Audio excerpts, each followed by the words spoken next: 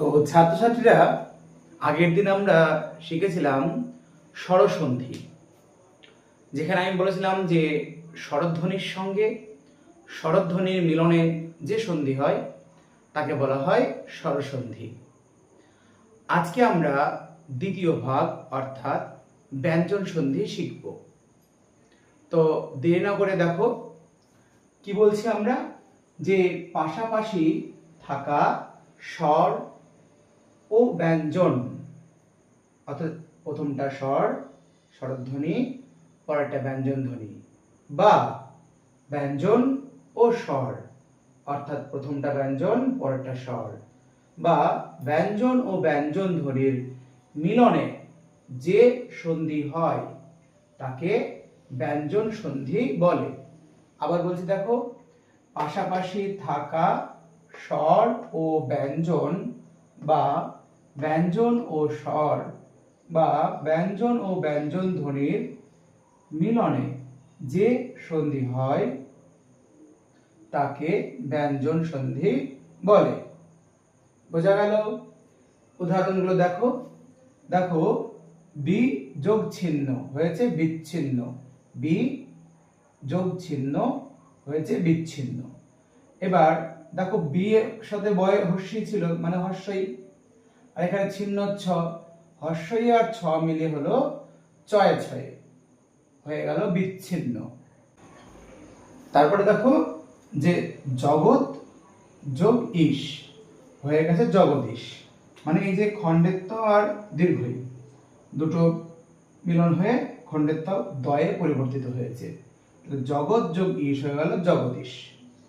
পরেরটা দেখো উদ যোগ ছল হয়েছে উচ্ছল, এখানে খণ্ডেত্ব আর এখানে ছ, এই দুটো ধ্বনির মিলনে ছ অপরিবর্তিত থেকেছে, খণ্ডেত্ব বদলে গিয়ে চয়ে পরিণত হয়েছে।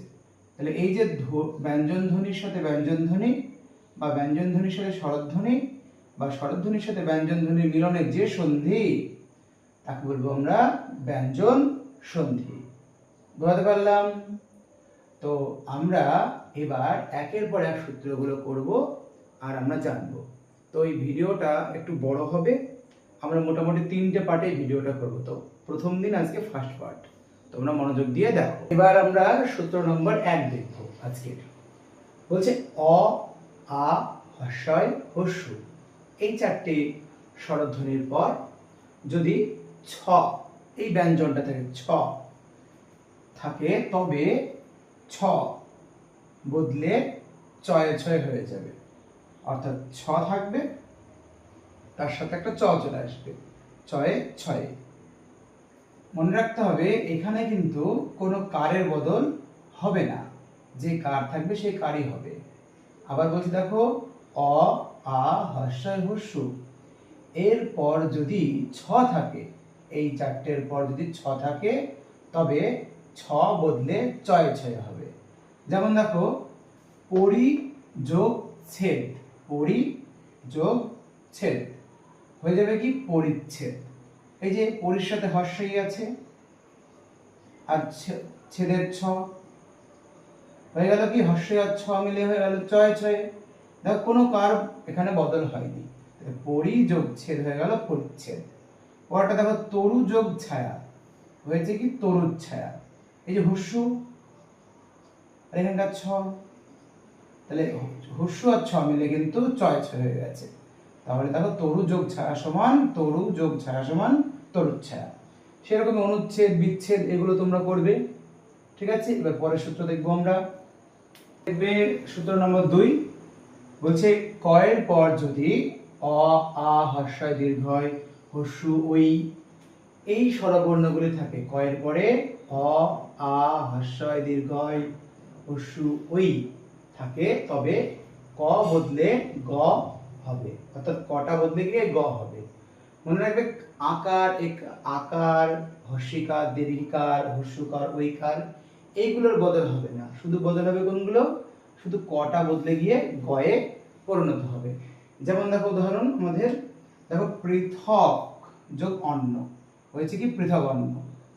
এই যে ক ছিল এখানে হয়ে গেছে গ, কেন হলো? ক এর পরে এখানে কি আছে? অ। এই যে সূত্রতে বলেছিলাম অ। তারপরে দিল আসো ক এর পরে এখানে আছে দীর্ঘ ই, ক বদলে গ হয়েছে। দেখো দীর্ঘের জন্য দীর্ঘিকার কিন্তু হয়েছে, বাগ যোগ ইস, বাগিস। তাহলে কি হলো? ক এর পর যদি অ, আ, হস্যই দীর্ঘই, হস্যু ওই থাকে, তবে ক বদলে গ হবে। যেমন পৃথক যোগ অন্য, পৃথগন্য, বাগ যোগ ইস, বাগিস। এছাড়া তোমরা দিগিন্দ্র করতে পারো, প্রাগুক্ত করতে পারো। ঠিক আছে, এবার আমরা পরের সূত্রতে যাব।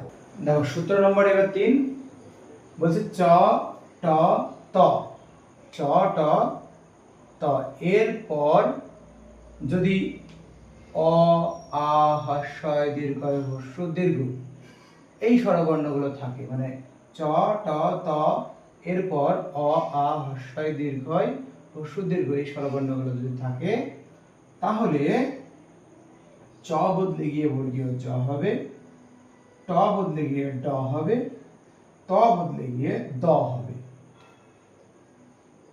মনে রাখতে হবে।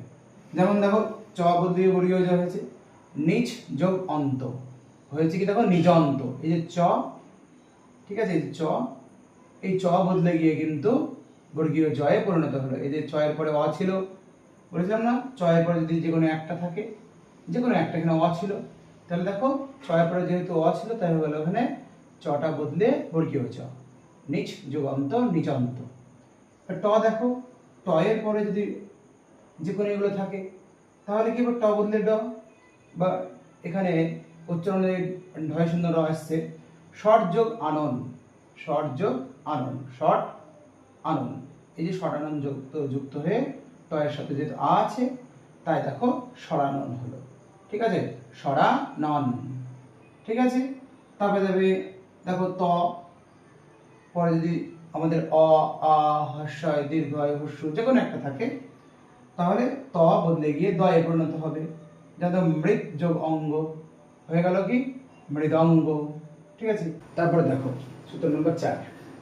সূত্র নম্বর 4 কি বলছে? ক ট ত প, ক ট ত প এরপরে যদি গ, দ, ব, ভ, ফ, ল এইগুলোর মধ্যে যে কোনো একটা থাকে, তাহলে ক, এই ক বদলে হবে গ, ট বদলে হবে ঢয় শূন্য র, ত বদলে হবে দ, আর প বদলে হবে ব। যেমন দেখো ক এখানে বদল হয়েছে, কিভাবে দেখছি আমরা?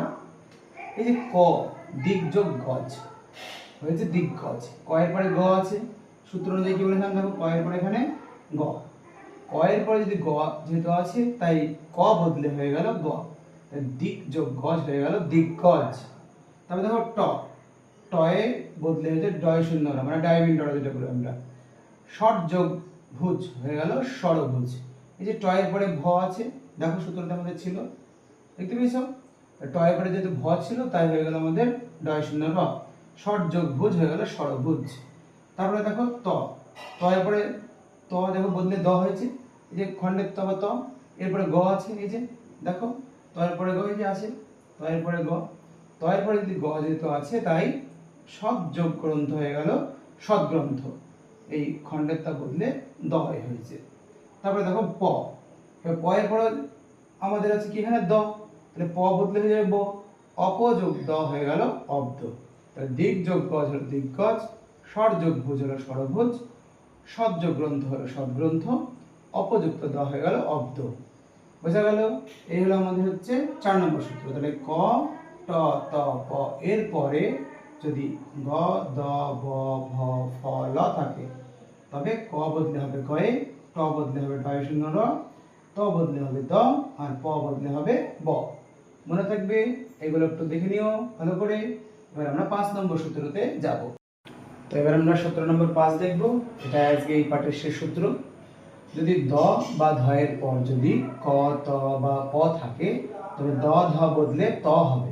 ঠিক আছে, দ ঢ বদলে ত হবে। দেখো ভালো করে পড়ো, ত যোগ পর, এই যে দ, এই দ এর পরে কি আছে? প আছে।